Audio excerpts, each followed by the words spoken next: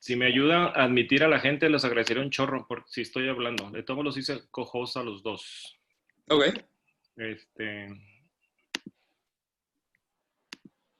Mega cojos. Ok. Ok. Hola a todos. Gracias. Ya vamos a empezar. Gracias a todos por acompañarnos el día de hoy. Estamos transmitiendo en vivo en Zoom y simultáneamente en Facebook. Les recuerdo que hay un pequeño retraso de 30 segundos en la transmisión de Zoom a Facebook. Por si hay alguna pregunta o algo, no se desesperen. O la pueden hacer por medio del chat. Les recuerdo nuestros canales de redes sociales. Estamos en Facebook como Technology Project. Estamos en Instagram igual como Technology Project. Y también tenemos un canal de YouTube donde subimos todas las pláticas por si las quieren posteriormente revisar. El día de hoy me acompañan dos personas que, aparte de ser unos buenos médicos, son grandes personas. Tenemos a la doctora Cecilia Britton y al doctor José Luis Siller. Ambos son cardiólogos pediatras. Son egresados del programa multicéntrico del TEC Salud y la Secretaría de Salubridad, y posteriormente hicieron su especialidad en cardiología. Ya posteriormente platicarnos un poquito de su currículum, nos mencionan un poquito algo. Unos tienen especialidades en hacer estudios de imagen, ecocardiografía, otros en medicina intervencionista. Y el día de hoy hice un tema que, bueno, para mí se me hace que son las consultas más comunes en pediatría, los 5 temas más comunes, que era lo que mencionaba yo al inicio de la plática, donde si un niño o un hijo de ustedes va a acudir con un cardiólogo, lo más probable es que vaya a ser por estas 5 causas. Puede ser que existan otras y tampoco se sientan mal los doctores diciendo que no nomás van a ser recurridos por estas cuestiones, pero una de ellas sería el tamiz cardíaco. O sea, desde recién nacidos, vamos a hacerlo de manera cronológica, sería el tamiz cardíaco en los recién nacidos, los soplos, el síncope, los desmayos, es que es muy común a veces en adolescentes o preadolescentes, las pruebas de esfuerzo, si se pueden hacer en niños pequeños o en niños un poquito más grandes o nomás es cuestión de adultos.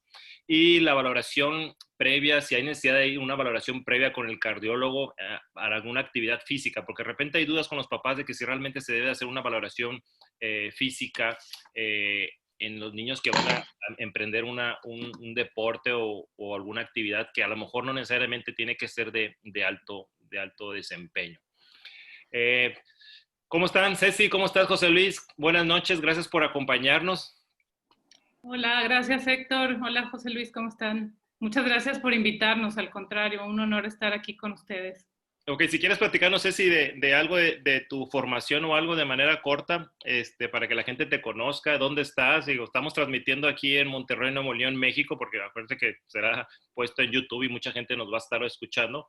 Pero bueno, hay gente que te quiera conocer o algo, si quieres platicarnos un poquito de tu formación o quieras compartir algo. Sí, claro que sí. Mira, bueno, nos conocemos desde que yo estaba en formación de pediatría. Ahí nos conocemos los tres, y después de pediatría yo hice cardiología pediátrica en el Instituto Nacional de Cardiología, y después me subespecialicé en ecocardiografía, que son estudios como ultrasonidos del corazón, y hemodinamia o intervencionismo también en cardiopatías congénitas, que es pues la resolución o el diagnóstico por medio de cateterismo cardíaco en pacientes de todas las edades que tienen algo desde el nacimiento afectado en su corazón. Entonces, eso es más o menos mi formación, y pues tengo aquí en Monterrey ya 5 años de regreso y viendo cardiología pediátrica en general. ¿Qué tal, José Luis? Hola, Héctor, un colega y amigo, igual Ceci, colega y amigos. A los dos tengo mucho cariño. Yo soy cardiólogo pediatra, yo me quedé en el área clínica, así que yo también me hago aprender de Ceci, y a ver, vamos a compartir un poquito de conocimiento e información, pero aprovechando que Ceci tiene un poquito más bastante más de preparación, vamos a aportar un poquito cada quien. Yo me quedé en el área clínica, como dice Ceci, lo que nosotros tratamos viene circunscrito al diagnóstico de cardiopatías congénitas, o sea, lo que se forma o los errores que durante la concepción del corazoncito pueden anatómicamente tener fallas, y también a nivel electrofisiológico, viendo el corazoncito como un órgano eléctrico, puede tener fallas que conocemos como arritmias. Y bueno, de ahorita la proyección, y abusando un poquito de lo que Ceci nos puede aportar como ecocardiografista, el diagnóstico prenatal de cardiología es el boom, y ya va a ser el status quo de la cardiología, porque, pues, Ceci no me va a dejar mentir, es una etapa muy bonita donde el diagnóstico ya se está haciendo prenatal. Es muy raro ya detectar cardiopatías congénitas en el recién nacido. Casi todas vienen ya con aviso. Entonces, la verdad tengo que decirlo, es una etapa muy bonita para ejercer cardiología. Estaba revolucionado. Lo platicamos hace ratito, nos falta un poquito, bastante para emparejarnos con nuestros peers de Estados Unidos, pero estamos aprendiendo y ya hay un camino. Entonces, está muy, muy agradecido de estar con ustedes, y estoy seguro que vamos a aprender mucho porque tenemos aquí mucho conocimiento acumulado. Bueno, no, pues gracias a los dos. Sí tengo varias preguntas en relación a eso, déjame ver si no se me olvidan después. Para recordarle a la gente, porque a veces hay cardiólogos clínicos que son los que hacen el diagnóstico y tratan enfermedades que no requieren una cirugía, y hay cardiocirujanos que son los que operan el corazón, digo, para que la gente más o menos entienda, ¿no? Digo, a veces uno piensa que ustedes son los que operan y no necesariamente es así, Sí. pero bueno, tienen que hacerse un diagnóstico y posteriormente, pues, decidir si se va a requerir una cirugía o no. Iniciando con los recién nacidos, en Nuevo León yo creo que ha de tener aproximadamente unos 5 años lo que es la prueba del tamiz cardíaco. A lo mejor puede tener un poquito más. En relación, estamos hablando de los hospitales privados en Nuevo León. La mayoría de los hospitales privados de alto volumen hacen una prueba al recién nacido que se llama tamiz cardíaco, una prueba de escrutinio, una prueba de cribado, le llaman, o los americanos le llaman screening, que es una prueba para detectar anomalías en el corazón. Quizás para la gente que a veces no se fija mucho o algo, pues digo, van a encontrar una copia ahí en su papelería de recién nacido donde dice un tamiz cardíaco, y el tamiz cardíaco te dice si es apto o pasa o no pasa esa prueba. Recordarle que hay muchos tamices, hay tamiz metabólico, hay tamiz auditivo, hay tamiz cardíaco, ahorita hay un tamiz oftalmológico, etc. Entonces, el tamiz cardíaco cumple las 3 cosas que yo digo que tiene que tener una prueba de tamiz para que sea de manera universal. Una es que no tenga efectos secundarios, la segunda es que no sea algo doloroso o algo complicado de hacer, y la tercera es que sea barata. Si no se cumplen esas 3 cosas, lo más probable es que no sea válido hacer una prueba de tamización. El examen tamiz cardíaco es una prueba que no tiene un efecto secundario porque pues no hay una cuestión ahí de que puedan lastimar al bebé. No es un procedimiento complicado y en teoría es una prueba económica, ¿no? Ya cuando haces, por ejemplo, la ecografía, ahorita me platican un poquito, pero una ecografía pues no tiene efectos secundarios, no es molesta, no es dolorosa, pero es muy cara. Entonces ahí ya no cumple ese criterio para que sea de manera universal. Entonces el tamiz cardíaco, ahorita platican un poquito, pero bueno, ¿qué es el tamiz cardíaco que se está haciendo? La gente lo paga, digo, eso viene incluido en los servicios de maternidad, a veces la gente no se da cuenta, pero desde el momento del nacimiento ya los bebés ya pueden hacerse una prueba para detectar alguna anomalía cardíaca. No sé si me quieras platicar un poquito, Ceci, de lo que es el tamiz cardíaco. Sí, Héctor, pues la verdad es que todo lo que has dicho es básicamente lo que comprende el tamizaje cardíaco. Como dice José Luis, sí nos está tocando vivir tiempos totalmente diferentes porque la cardiología ha evolucionado muchísimo y el área de cardiología pediátrica infinito. Entonces, cada vez vemos con mayor frecuencia que se hacen diagnósticos antes del nacimiento, o al menos sospechas. Pero se sigue habiendo pues hay una brecha de aproximadamente un 30-50% que todavía son diagnósticos que pasan sin ser diagnosticados o sin ser percibidos antes del nacimiento, y entonces viene una segunda oportunidad de detectarlos o sospecharlos antes de que se vayan a casa, porque sucedía antes y sigue sucediendo definitivamente que hay niños que en el nacimiento se ven bien, están comiendo, su coloración es normal, porque hay ciertas cosas que vienen trabajando desde la etapa prenatal y se mantienen todavía dándole una capacidad de vida normal. Y después, cuando vienen muchos cambios en las presiones de los pulmones, en las presiones del corazón y en ciertos cambios fisiológicos, entonces viene el colapso de esos niños que tienen una cardiopatía crítica. Entonces ahí entra el valor tan importante que tiene el tamiz cardíaco neonatal, que, como dices, es una prueba bien sencilla que se realiza o se debe de realizar en cualquier recién nacido sano. ¿Por qué? Porque son los que queremos detectar o sospechar que si tienen alguna patología cardíaca que ponga en riesgo su vida, no se vayan a casa y después vengan en condiciones críticas al hospital.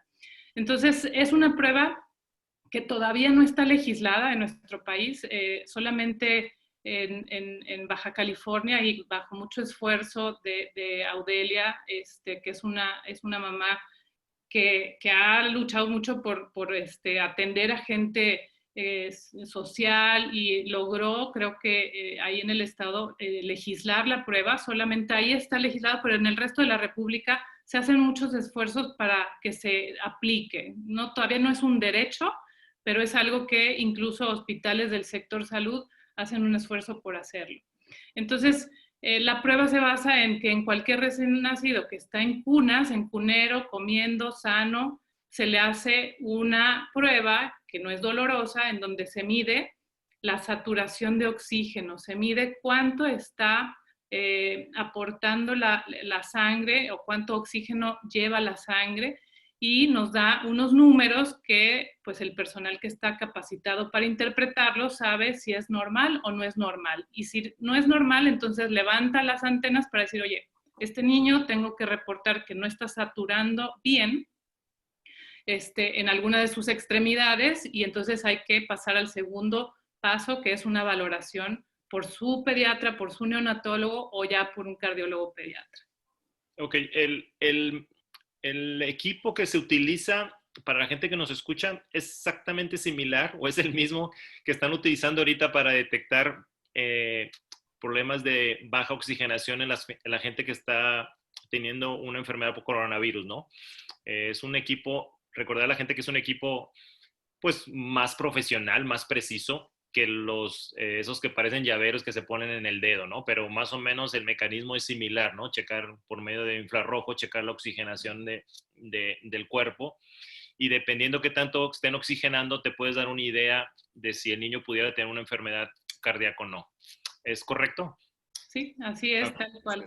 Ahora, la pregunta es, hay que recordarle a la gente, y según yo tengo la idea, este estudio, este screening es para detectar enfermedades. Yo las divido en problemas mayores, o sea, cardiopatías mayores, o sea, a grosso modo grandes, muy obvias, a cuestiones muy pequeñas o con cuestiones con cosas muy sutiles, ¿no? Digo, esa es la idea. No sé si son como 5 o 7 anomalías que le llaman mayores los cardiólogos, que son patologías que prácticamente, como diría José Luis, es muy difícil que se te escapen en un eco del prenatal, del ginecólogo, pero prácticamente sería enfocado más o menos a eso, ¿no?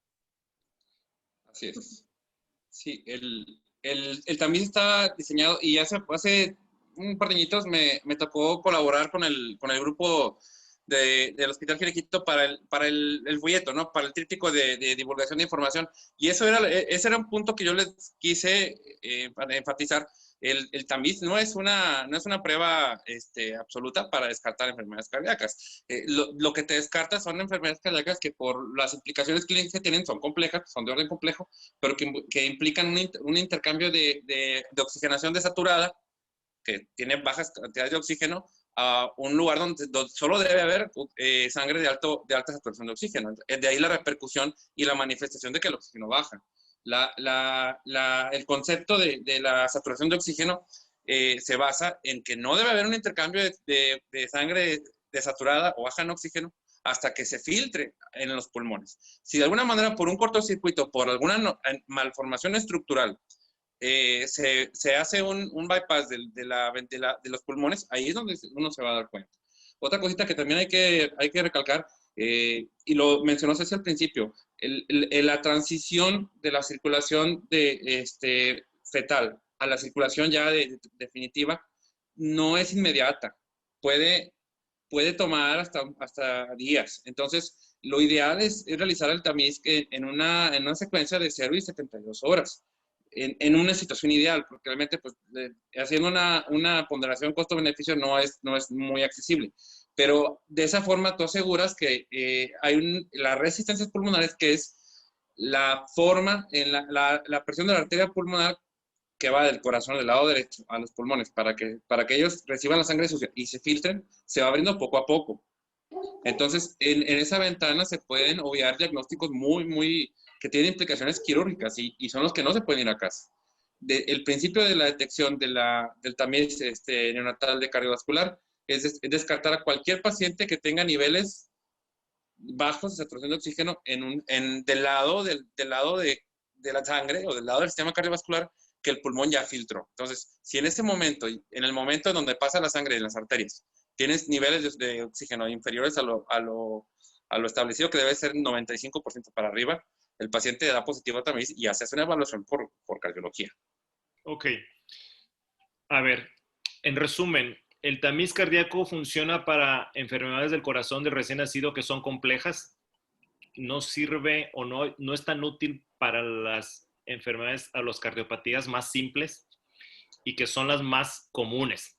O sea, si nos vamos a las cardiopatías más comunes que va a tener un niño, son cardiopatías que a lo mejor se van a pasar por el tamiz cardíaco. ¿Estamos de acuerdo en eso?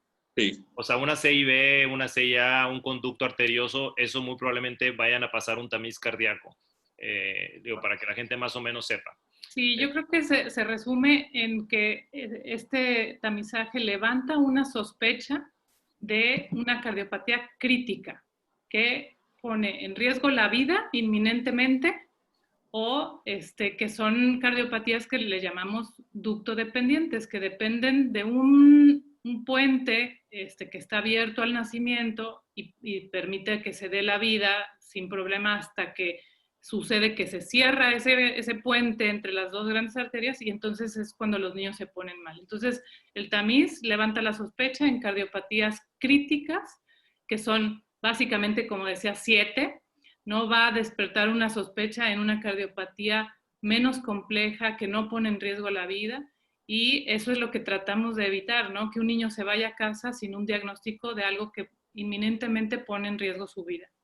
Ok, la gente que nos escucha en algunos lugares donde no está el protocolo establecido o la prueba de tamiz cardíaco no está dentro de los servicios materno-infantiles, ellos pueden utilizar un medidor de oxígeno, un pulsoxímetro que le llaman, para medir la saturación de oxígeno y lo pueden utilizar como una herramienta adicional en la atención del recién nacido. ¿Ustedes sugerirían eso?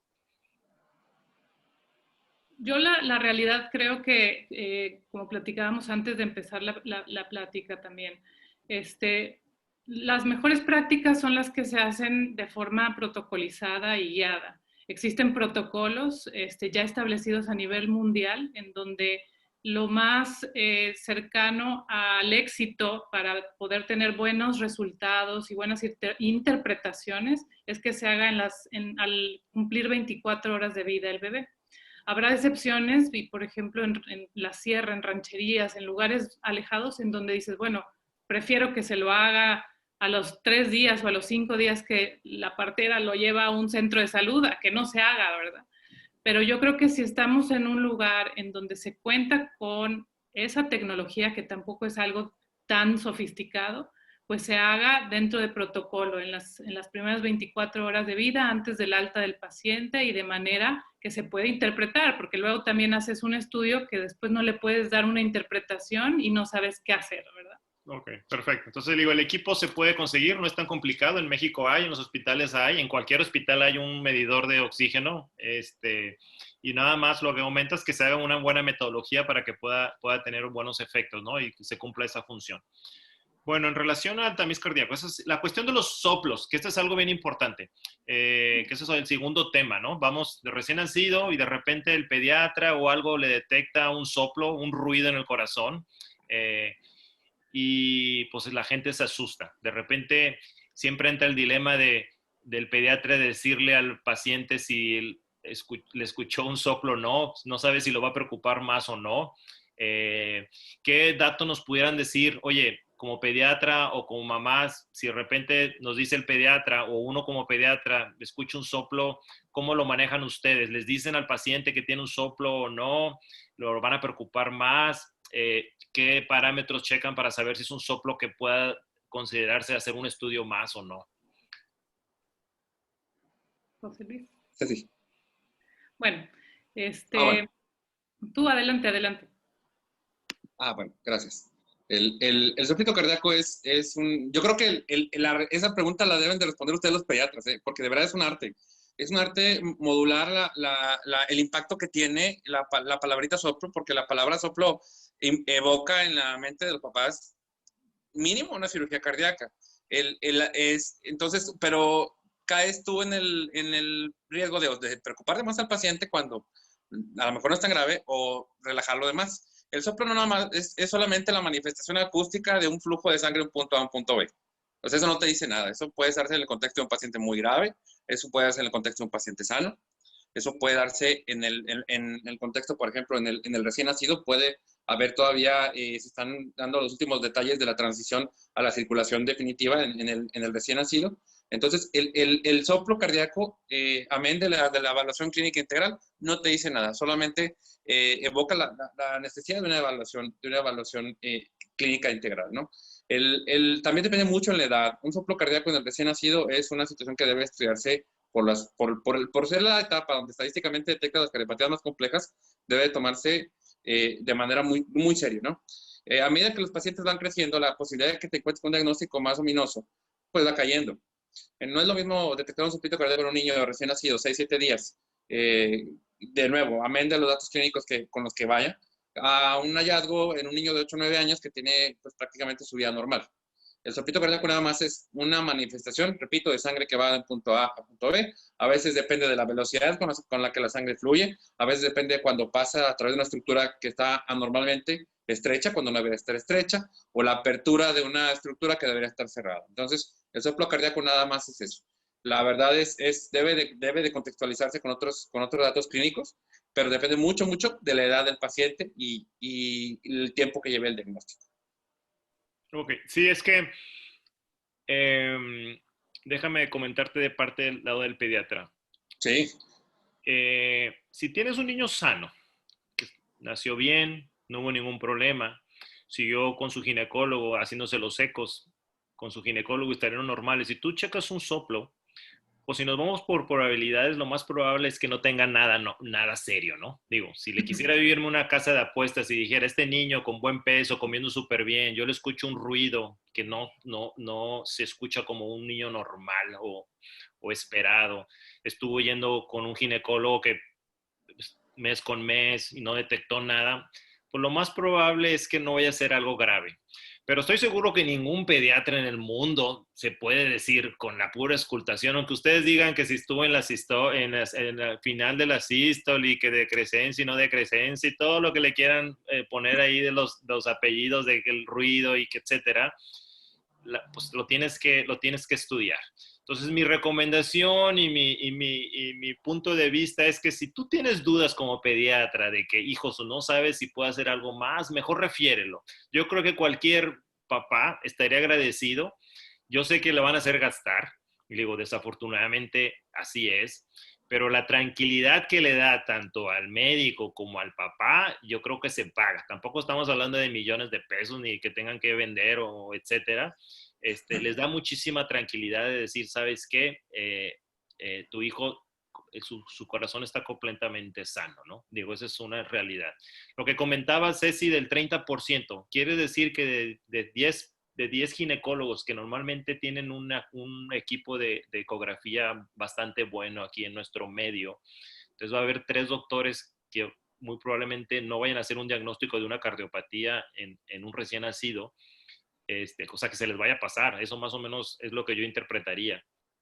Sí, la realidad es que el eco fetal no es cualquier cosa. Si hacer un ecocardiograma en un niño ya mayor, ya de 7, 10 años, que se deja muy bien, a veces es un reto Imagínate, pues el hacer un eco fetal depende de muchos factores, principalmente de todas las capas que se tienen que atravesar para poder llegar hasta visualizar el corazón del bebé, empezando desde la piel de la mamá y terminando con las costillas o los huesitos del pechito del bebé. O sea, es muchísimo lo que se tiene que atravesar. Y suma eso que está en constante movimiento y suma eso que también a veces están en una posición en donde no se permiten ver, pues entonces es un reto realmente. Pero eso no lo estás hablando con el 4D, nada que ver. No. Porque eso es lo que la gente... Yo estoy hablando del eco tradicional del ginecólogo, que todos los ginecólogos tienen uno, que le hacen... Sí, lo que dices es el 2D. Y luego hay doctores que aún así mandan con un especialista en ecos, que eso es aquí en Nuevo León es muy común que haya ginecólogos o ecografistas que exclusivamente se dedican a hacer ecografías a las mujeres embarazadas, donde dicen, bueno, yo te sigo mes con mes aquí en la consulta, pero me gustaría que fueras a una valoración extra, a veces le llaman una valoración genética, un 4D, etcétera. En eso, aún así dices que puede ser que se pueda pasar una cardiopatía o ya de plano ya le bajas un poquito más al porcentaje. Sí, lo que está descrito a nivel mundial es que sigue habiendo una omisión en un 30, a veces en algunos lugares hasta el 50% de las cardiopatías. Y ahí te va el por qué. Hay cardiopatías en donde tú puedes ver muy bien el corazoncito en su tamaño, en su distribución de las cámaras o de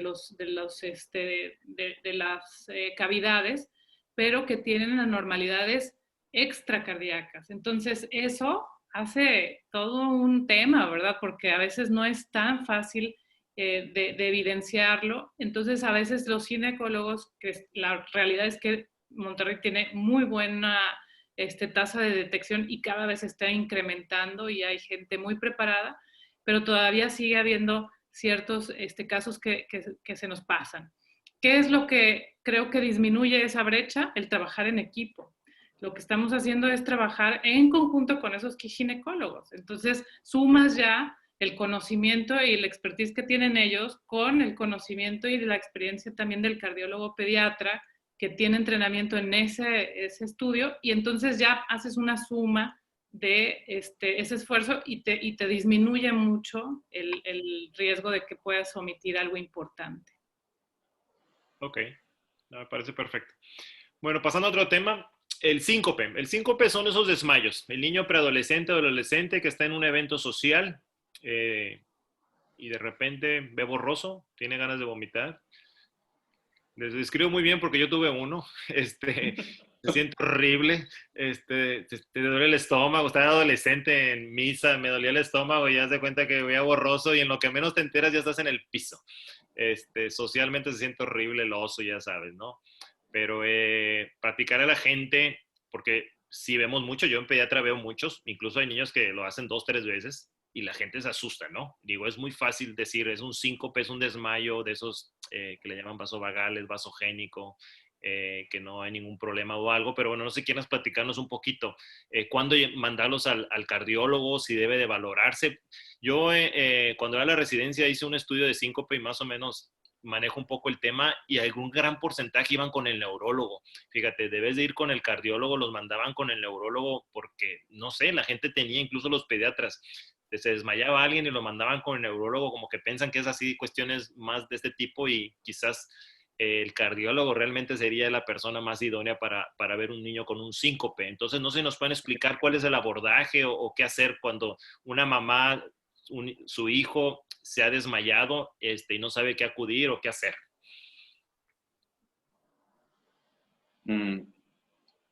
Bueno, me voy a adelantar ahí un poquito. El síncope hablando exclusivamente del síncope de etiología vasovagal. Pues en teoría, Leo, el relacionado que es el más común y lo que ustedes ven, ¿no? Sí, yo creo que con ese nos podemos aventar la hora completita, pero concretizando, el síncope vasovagal es súper frecuente, como tú dices. Inicialmente a ese paciente se le llamaba el síndrome del paciente peregrino. ¿Por qué? Porque lo estaban manejando los reumatólogos, los psiquiatras, van rebotando los pacientes y caen acaban por el impacto que tiene o la influencia que tiene el sistema nervioso autónomo en el corazón y en la regulación de la presión arterial, que eso es lo que finalmente precipita el desmayo, acaban siendo diagnosticados más por cardiólogos que por otra especialidad, ¿no? El síncope de etiología vasovagal es la conclusión de una serie de desajustes que le impiden al paciente llevar a cabo tareas coloquiales como estar sentado y pararse, estar acostado y levantarse, tareas que implican un reto para el sistema cardiovascular de mantener el flujo de manera continua al cerebro. Finalmente, el síncope es la forma que tiene el cerebro de protegerse de una disminución del flujo cerebral, porque finalmente, si el paciente está acostado, por gravedad llega la sangre al cerebro, ¿no? Entonces, en el paciente con disautonomía, que es básicamente la etiología o el origen del desmayo, hay reacciones tardías o ausentes del sistema cardiovascular para mantener incluso muchas veces contra gravedad el flujo de la sangre al cerebro. El problema sí es muy difícil de diagnosticar. La verdad sí tienes que tener la sospecha alta en la pediatría. Y también me llama la atención que finalmente el neurólogo no debería ni ver el tema. O sea, la verdad, el diagnóstico diferencial con que te confunde finalmente la epilepsia, ¿no? Pero la epilepsia tiene sus entidades muy, muy establecidas. Muchas veces la epilepsia es súbita, el paciente tiene una fase postictal, donde plano no lo pueden levantar, no hay fuerza que lo levante, y la recuperación generalmente después del síncope vasovagal, de origen de etiología cardiovascular, es inmediata, es ad integrum, no pasó nada. Entonces, creo que es la forma en que más o menos tú puedes entender. Afortunadamente, si bien es muy común, no es grave. Es muy molesto socialmente, tiene muchas implicaciones, también lo dijiste. Me ha tocado ver que las niñas se cambian de escuela, separación de los papás porque uno le cree, otro no le cree. Es muy dramático, a lo mejor social, más que clínicamente, socialmente. Ok. ¿Qué valoración, la famosa prueba inclinada, qué tanto se usa o es nada más cuestión así de los libros o no? Que se habla de cambios en la presión en las personas, o sea, hay unos problemas en la regulación donde, bueno, se checa la presión normalmente y luego se eleva al paciente en una mesa inclinada, por decirlo así, y checan si hay una diferencia ahí o no.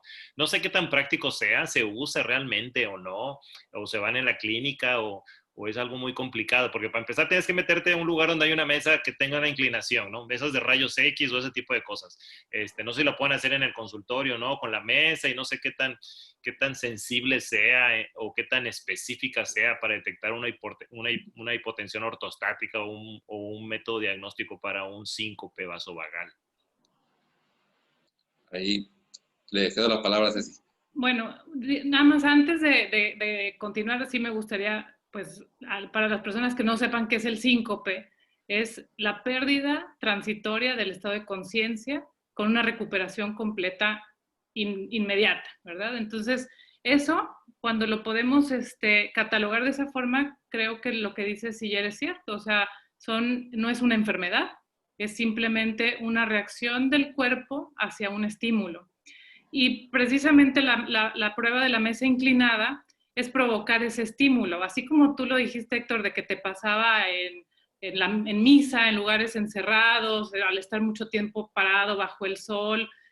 A lo mejor alguien puede ser porque está deshidratado, alguien puede ser porque tuvo un estímulo visual en donde vio algo que impactó y entonces viene toda una descarga de estímulos que no son controlados por nosotros mismos, sino por nuestro sistema autónomo, que no tenemos nosotros capacidad de controlarlo. Y entonces, en la prueba de la mesa inclinada, queremos forzar a que desencadenemos con un estímulo que es de tener una posición horizontal a pasar en una mesa con una inclinación a una posición vertical, y eso hace que se desencadenen pues ciertas reacciones de nuestro organismo, como la regulación de la presión arterial, de nuestra frecuencia cardíaca. Entonces, en esa prueba, yo en lo personal no soy muy partidaria, porque siento que si nos la hacen, ahorita estamos conectados aquí 14 por Zoom, si la hacen a los 14, yo creo que más de 10 nos vamos a desmayar. Entonces, lo único que esa prueba nos va a decir es cómo nos comportamos en ese desmayo. si nos bajó la presión, si nos subió la presión, si nos bajó la frecuencia cardíaca, cuánto tiempo tardó en subir la frecuencia cardíaca o bajar. Entonces, nada más nos da una descripción de cómo es el evento, ¿sí? Pero realmente yo en lo personal no la hago demasiado. Yo creo que en 5 años he hecho unas 5 más o menos. Pero sí es algo que a veces se hace con frecuencia. No es una prueba que se pueda hacer en el consultorio, se tiene que programar. ¿Por qué? Porque si vamos a someter a esa persona a que se desmaye, pues obviamente tiene que ir en ayuno, porque el riesgo de que vomite o se sienta muy mal, pues existe. Entonces tienes que tener todas las medidas de seguridad. Tampoco es que sea una prueba peligrosa, ¿verdad? Pero tienes que hacerla de manera protocolizada. Y el síncope, como dice José Luis, yo creo que sí, es un peregrinar para las personas y se van rebotando pues el diagnóstico entre muchas especialidades en donde dices, no, pues yo ya te revisé y mira, el corazón está bien, vete con el neurólogo. Y el neurólogo, pues mira, de acá un electroencefalograma, todo está bien, vete con el psiquiatra. Y el psiquiatra, y así van, ¿verdad? Y creo que hay muchas cosas que antes de ir peregrinando se pueden modificar para evitar llegar a tener esos eventos. Por ejemplo, una buena alimentación, una buena hidratación. La ventaja aquí es que cuando, no sé, José Luis, ¿tú qué opinas? Pero realmente lo vemos con mucha frecuencia en la consulta y arriba del 98% de las veces son niños sanos que no necesitan ni siquiera seguimiento, solamente cambiar ciertos hábitos para evitar que se produzcan estos eventos de pérdida del estado de conciencia. Y modificando la dieta, la hidratación, el avisar, oye, me siento mal, porque a veces también en la adolescencia nos da pena, ¿no? Entonces, el Sí. avisar, ponerte en una posición acostado y levantar las piernas, eso hace que ya no progrese el evento y no pierdas el estado de conciencia. Pero creo que la diferencia con un problema cardíaco es que el problema cardíaco se manifiesta súbitamente y de manera muy catastrófica, la realidad. Entonces eso hace la gran diferencia entre estos eventos en donde pues es algo pasajero, se recupera, no pasa nada, a diferencia de algo que sí está en relación con el corazón, que los papás, sin ser médicos, dicen, estuvo horrible el evento, ¿verdad? Así es, digo, recordar a la gente, estamos hablando de que el síncope o el desmayo en niños o en adolescentes lo más común es que sea un problema en las cuestiones, en los mecanismos regulatorios, ¿no? De las presiones. Eso es bien importante. O sea, alguien, un adulto mayor o uno más grande, si se desmaya, eso ya es boleto diferente y hay que descartar otras patologías. ¿Estamos de acuerdo en eso? Totalmente. Ok, el siguiente tema, el penúltimo tema, digo, estamos, para la gente que nos está conectando con nosotros, estamos platicando con 2 cardiólogos pediatras, la doctora Cecilia Britton y el doctor José Luis Siller. Estuvimos hablando sobre el tamiz cardíaco, soplos, el síncope, y ahora vamos a hablar sobre las pruebas de esfuerzo. ¿Qué tan aplicables o qué tan prácticas son en los niños o en adolescentes? Estaba ahí revisando el tema que se pueden hacer pruebas de esfuerzo hasta a partir de los 4 años de edad. La verdad es que no me ha tocado a mí algún paciente que haya requerido una prueba de esfuerzo, pero es común, y quizás juntarlo con la valoración en alguna actividad física, que era el otro tema, que es muy común que a veces mamás de adolescentes nos digan, ¿saben qué? Mi hijo en sus clases de actividad física o algo da una vuelta y se cansa mucho, siento que no tiene condición, suda mucho, hasta dónde sabemos si ese sudor o sea exagerado o no, o que sienta que le late más el corazón de lo habitual. A veces son datos muy subjetivos. Entonces, una valoración o una prueba de esfuerzo, ¿qué tan aplicable es en el área de pediatría?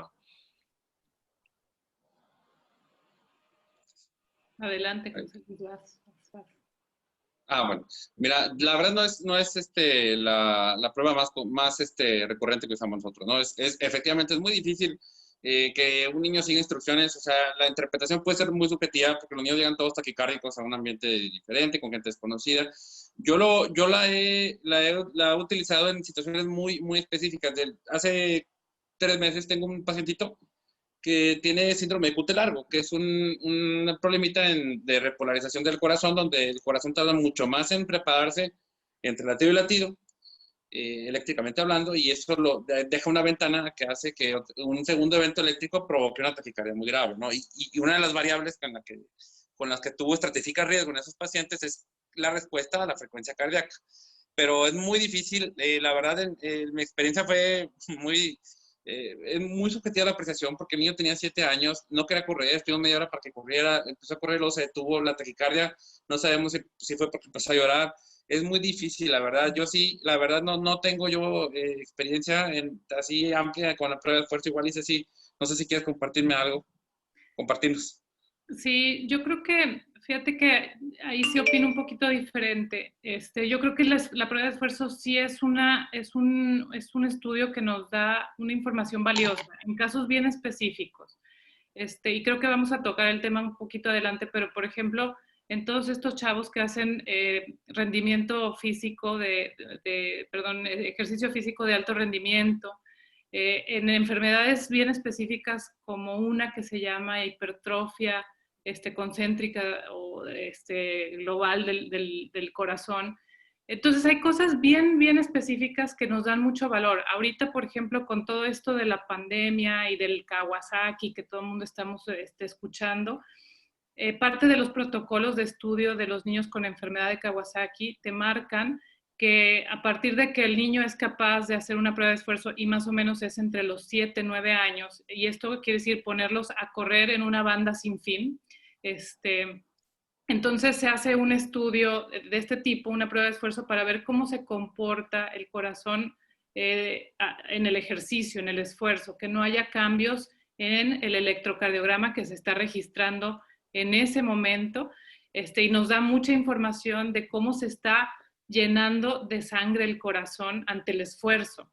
Entonces hay cosas muy específicas en las que su utilidad es sumamente valiosa y sí hay que saberla pedir e interpretar, porque como también bien dices, son pruebas caras, son pruebas que no se hacen en cualquier lado, entonces hay que tener bien, bien específico en dónde lo vamos a usar. Por ejemplo, aquí en México tenemos un rezago muy, muy grande de un programa de rehabilitación cardíaca que generalmente en Estados Unidos lo tienen, en México en el Instituto Nacional de Cardiología, en donde los niños operados de cardiopatías o de enfermedades del corazón, después los someten a un programa para rehabilitarlos y saber cuál va a ser su límite de ejercicio, y se usa mucho la prueba de esfuerzo para poder saber cuál va a ser ese objetivo que se quiere lograr con ese niño. Entonces, sí es una prueba que da información valiosa y hay que saberla aplicar para que nos pueda ese niño, pues,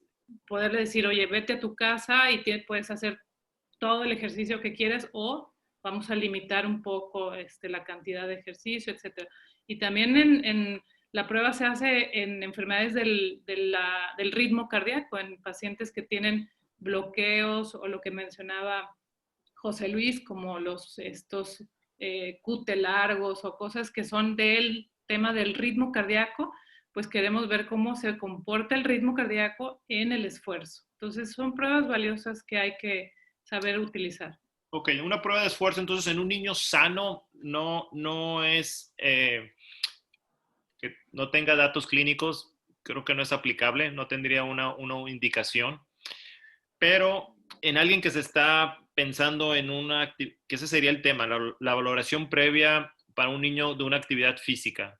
Algún niño que vaya a entrar a una actividad física, ustedes, digo, sé que puede ser costoso, pero ¿ustedes los recomendarían o tendrían que tener algún antecedente? Por ejemplo, a lo mejor el papá con alguna cardiopatía o que de plano vaya a ser un deporte de alto rendimiento. ¿Cuáles serían las indicaciones o qué valoración harían en un niño que va a emprender una actividad física? ¿Lo harían ustedes si fuera lo ideal? O sea, dijeran, ¿sabes qué? Yo lo quiero hacer el ideal. Porque de repente vemos, digo, no en adolescentes o en niños, pero de repente el típico jugador de fútbol que estaba jugando en una cancha y de repente, pum, se desconectó y tuvo un problema ahí y quizás esa persona a lo mejor nunca fue valorado en cuestiones del ritmo del corazón, a lo mejor la estructura del corazón no hubo ningún problema, etcétera. Pero sí ha pasado, ¿no? Entonces, siempre entra el miedo de ¿debo hacer una valoración o no? ¿Y en qué indicaciones serían? En el que va a emprender actividad física, ya hablando como tal de las cardiopatías relacionadas al esfuerzo, fíjate que mencionaste ahorita un tema. Yo tuve un pacientito bueno, ya grande, 17 años, no, 19 años, porque jugaba era de la primera línea de los auténticos Tigres. Jugaba americano a un nivel, los entrenaban prácticamente a nivel profesional, ¿no? Y ahorita se mencionó una cardiopatía que es la miocardiopatía hipertrófica, que básicamente es un crecimiento anormal del corazón, es un engrosamiento anormal del músculo cardíaco. Y el dilema en el paciente que va a entrar o que está desempeñando una actividad a ese nivel es si esa hipertrofia, ese crecimiento está justificado por el esfuerzo o tienes tú el sustrato de la enfermedad como tal. Cambia mucho el patrón. Por ejemplo, el corazón, en vez de tener la forma piramidal característica del ventrículo izquierdo, se hace un poquito más redondo, se llama hipertrofia concéntrica y todo, pero te queda la duda. A ese paciente sí le hicimos la prueba de esfuerzo porque sí me quedaba mucho la duda, y aparte traía eventos como paroxísticos súbitos de dolor con palpitaciones. Ahí sí le hicimos la pruebita de esfuerzo y afortunadamente no reportamos eventos.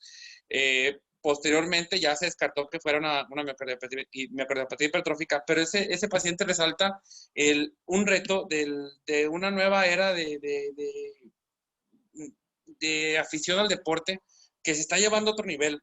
Yo veo cada vez más gente completando maratones, cada vez más gente en CrossFit, en actividades que a lo mejor no eran muy de otras épocas, y está habiendo repercusiones. O sea, en los maratones ahorita que se llevan a cabo hay 1 o 2 muertos por maratón. ¿Qué significa? Que se está haciendo que no hay una ausencia completa de clivaje. Hay 5 cardiopatías así de entrada que hay que descartar en un paciente que va a emprender actividad a un nivel ya fuera de lo común, a una persona que está pensando en un maratón o en jugar profesional o semiprofesionalmente. Y la prueba de esfuerzo ya en un paciente con iniciativa y un electrocardiograma sí nos ayudan bastante, porque incluso lo estamos viendo, ese reto lo traen los equipos profesionales. ¿Cuántos pacientes no han tenido ese antecedente? A mí me tocó, por ejemplo, tratar al hijo de un futbolista, de Humberto Suezo. A esa persona le tocó que a su papá, que cuando jugaba en los Rayados, se muere de nigris, muy probablemente por alguna etiología cardíaca. Luego se va a España, en el equipo Villarreal, y otro jugador Puerta, pasa lo mismo. Entonces, al regresar a Monterrey, la mamá me dice, estudiales todo, no quiero sospechar de nada. Y hicimos todo eso, ¿no? Entonces, es un reto que yo creo que no tarda en como tal formalizarse bueno, ya está, ¿no? Pero aquí en México no tenemos el programa de cardiología del deporte, no tarda. O sea, hay muchos valores, mucho que estudiar. Por ejemplo, dimensiones de raíz aórtica en los basquetbolistas que rayan que la fisionomía raya en lo Marfan, los grosores de las paredes de los jugadores ventriculares de los jugadores que practican americano. Es un área tiene mucho camino. No sé si igual dice si quiera complementarme con esa. A mí me gusta mucho esa área. Igual dice si no sé si quieras Sí, platicarnos algo. yo creo que lo que bien dices, pues estamos migrando a una medicina preventiva, ¿no? Entonces, dentro Sí, de la prevención, lo que queremos es no ver tanta afectación en la etapa adulta, de problemas que se pudieron haber resuelto o sospechado en la pediatría. Entonces, creo que a la pregunta que hacías, si un niño va a entrar a niña va a entrar a un entrenamiento de alto rendimiento, definitivamente creo que ya incluso es requisito tener una valoración completa, ¿no? Porque sí, el riesgo de que haya algo que se pueda detectar con tiempo y prevenir, pues eso va a hacer la diferencia. Entonces, hay que impulsar más todo eso. A un niño sano que no hace más que una actividad física normal, pues no tiene ninguna indicación. Pero el alto rendimiento creo que sí es algo que se tiene que no dejar pasar. Ok. Tengo aquí unas preguntas muy específicas, pero bueno, yo creo que la gente amablemente se está conectando y menciona una persona. Mi hijo tuvo una enfermedad de Kawasaki. Ahorita va a estar muy de moda las Kawasakis porque acuérdense que el coronavirus está haciendo el PIMS. cuadros similares a un Kawasaki, ¿no? Una vasculitis, ¿no? Entonces, mi hijo tuvo Kawasaki, es una enfermedad vascular, y cada 2 años debo llevarlo a su ecografía. Fue hace 9 años. ¿Hay alguna posibilidad de algún daño aún? No tuvo secuelas. Lo único es que suda mucho en la noche, desde que tuvo el Kawasaki. No sé qué edad tenga el niño. Dice que fue hace 9 años, pero no sé qué edad tenga, ¿no? Pero ha de ser un adolescente, yo quiero suponer. Sí, ya no Eh, está tan niño. bueno, yo creo que lo más importante de todo, digo, a lo mejor me quiero adelantar, es cómo salió, qué tanto problema tuvo al inicio del Kawasaki, ¿no? Digo, que no haya tenido nada, es muy poco probable que vaya a tener algo después. Si tuvo algo, pues bueno, yo creo que es el seguimiento. No sé si quieres comentarle algo de las lesiones más comunes o que hay que estar cuidando en un niño que tuvo una enfermedad de Kawasaki. Aquí le pusieron que no tuvo secuelas, ¿no? Las recomendaciones están cambiando. Digo, la enfermedad de Kawasaki es relativamente joven, tiene en el 1967 se acuñó el síndrome clínico. La verdad, mira, las recomendaciones están cambiando. Lo último que leí era que la revisión anual en ausencia incluso en ausencia de repercusión está recomendada. Yo creo que es de lo que menos entendemos. O sea, las explicaciones cuando yo trato de explicarle por qué al papá, como que su hijo tiene Kawasaki, híjole, no sabemos. Entonces, sí ha habido un cambio un poquito a ser más conservadores y a lo mejor una revisión anual o bianual está bien. Esa es la recomendación. Ok, dice que tiene 11 años. Yo le diría a la señora que no se preocupe, si no tuvo secuelas, No, no fue hace 9 años, yo creo que si se cansa es por otra cosa y lo más probable es que sí, ya lo dieron de alta, ni se estrese. Digo, no sé si, no. para No, que, son precauciones. Es bastante improbable que tenga algo. más si no Ya tuvo tenga secuelas, después. ¿no? La verdad es que No, no hay ningún problema. son precauciones nada más. Ok, bueno, es una pregunta específica para la doctora. Doctora Ceci, soy la mamá de Carol. Este, su Mi Carol. paciente, usted la conoce muy bien, que si puede andar en bicicleta. Oye, ay, que no me venga porque me habló Carol por WhatsApp el otro día, así que Ay, le contesté y le dije que sí puede. Y me dijo, pero es que me canso mucho. Y le dije, bueno, te detienes tantito y luego le vuelves a dar. ¿Y Entonces, sí, tuvo, sí puede. tú qué cardiopatía tuvo o algo, no? Carol tiene una cardiopatía compleja y Ok. se operó de una cirugía que se llama derivación cabopulmonar.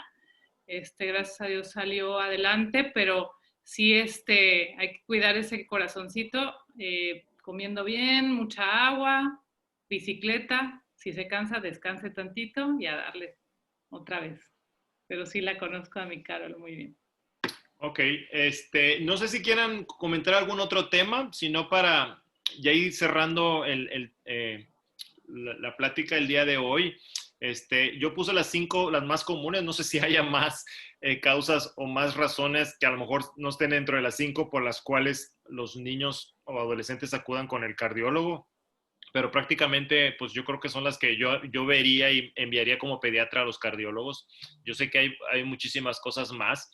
Ahora con la cuestión de aterrizándolo al tema del coronavirus, vamos a ir aprendiendo un poquito más y bueno, el corazón también se afecta en ese aspecto. Afortunadamente, bueno, en los niños no se ha visto tanto, pero bueno, van a empezar a ver sí. más información o algo. Ya es que en Nueva York hubo ahí casos o reportes de unos niños con vasculitis similar a un Kawasaki. Pero la verdad yo creo que incluso hasta el Kawasaki no tiene ni signos así pactognomónicos para saber si es un Kawasaki o no. No. Entonces, a veces no sabes si fue realmente un Kawasaki o no. Porque son los síntomas a veces muy atípicos en los niños y no tan claros como en gente mayor. Pero no, bueno, no sé si quieran comentar algo antes de cerrar esta plática y esta entrevista con ustedes. Bueno, pues digo No. yo, un tema, la verdad es que lo que puntualizas es básicamente el 90% de las cosas que vemos con mayor frecuencia. Hay un tema que también lo vemos repetidamente en la consulta y es el dolor precordial o dolor de No. pecho en los niños. Y nada más rápidamente decirles que igual, la probabilidad de que un dolor de pecho en un niño traduzca algo grave es poco frecuente.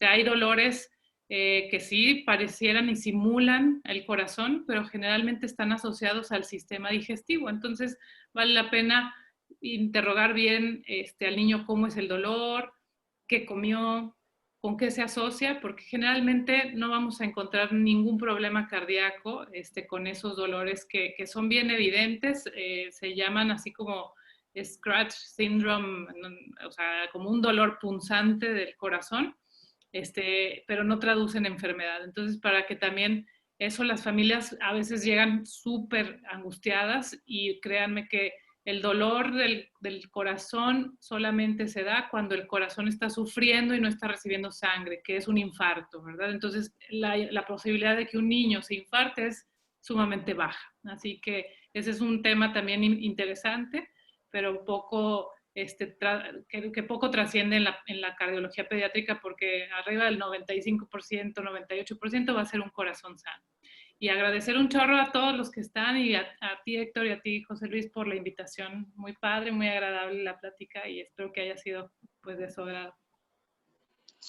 No, igualmente, Héctor. Héctor es un gran amigo. Igual Ceci, que ando haciendo malabares porque se me está acabando la batería.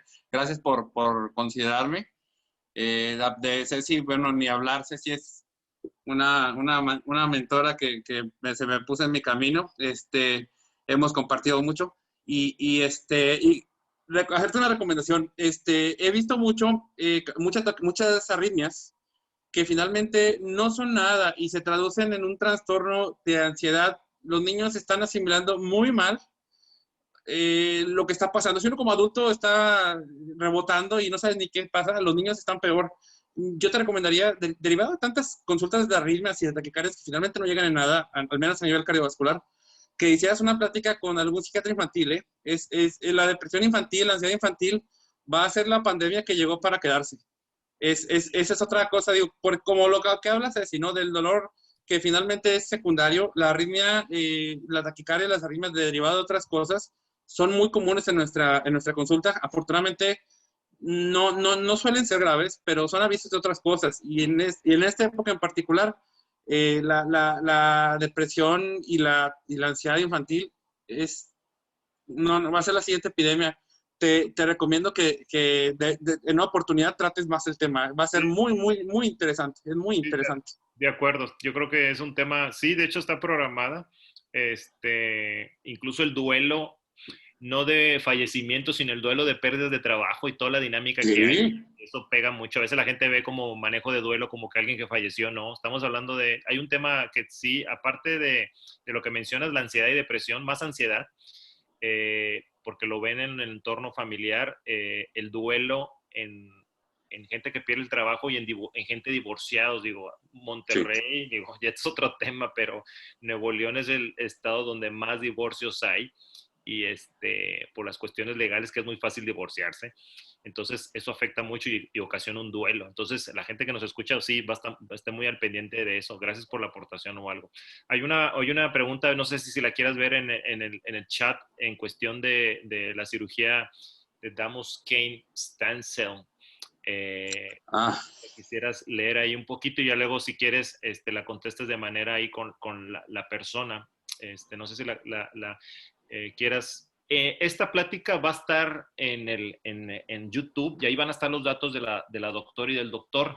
Entonces, Ceci, si quieres ponerle ahí en el chat tu correo y a lo mejor sería bueno que le escribieras antes de que terminemos esta plática y no se pierda. Ahí lo puedes poner en el chat del correo. Sí, Claudia González, ya le contesté de manera privada, entonces perfecto. ya, la verdad es que no comento el caso porque es muy particular, es de su niña, entonces ya le dije que nos comuniquemos.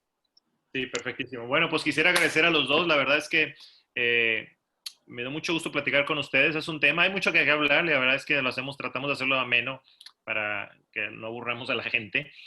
Quisiera agradecer a Ceci y a José Luis que estuvieron con nosotros. Sus datos van a estar ahí en la descripción del video en el YouTube.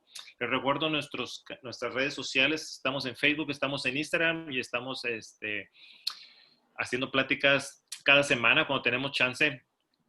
Los invito a que se junten o que se unan al proyecto. Todos somos parte. Cualquier persona que no tiene que ser del área relacionada con la medicina, obvio que sí en pediatría, pero que crean que pueden aportar de manera positiva y productiva, son bienvenidos. Cualquier cosa, aquí estamos. Gracias a todos. Gracias por acompañarnos. Soy el doctor Héctor G. y nos vemos en la próxima emisión. Hasta luego. Buenas noches a todos. Gracias.